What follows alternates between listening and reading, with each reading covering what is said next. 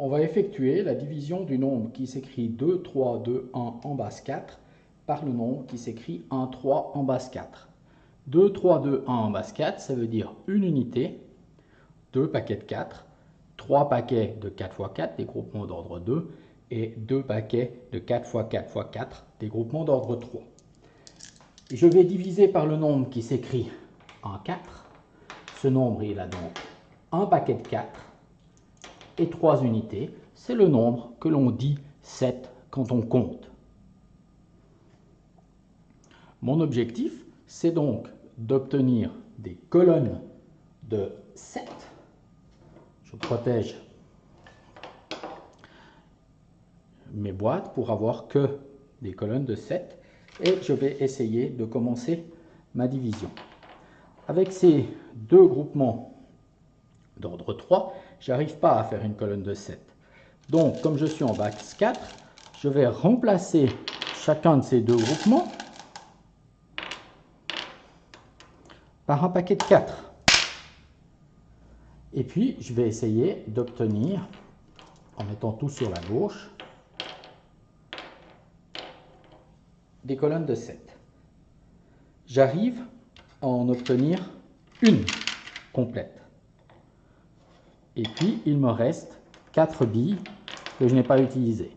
Alors, je vais remplacer chacune de ces 4 billes par un paquet de 4 billes dans la colonne qui se situe à droite.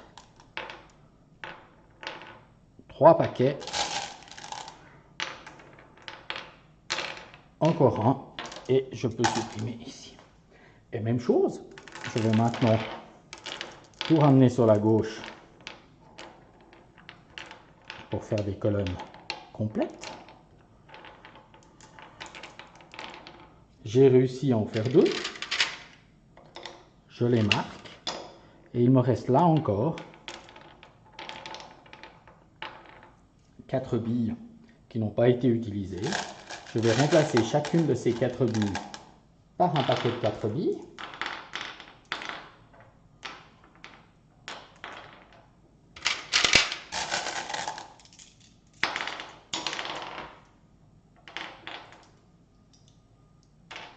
Je vais les remplacer, donc là je ne les ai plus. Et puis, je vais me serrer sur la gauche pour regarder ce que je peux faire en termes de colonnes complètes. Je peux en faire 2. Le résultat, c'est donc 2 ici, et il me reste 3.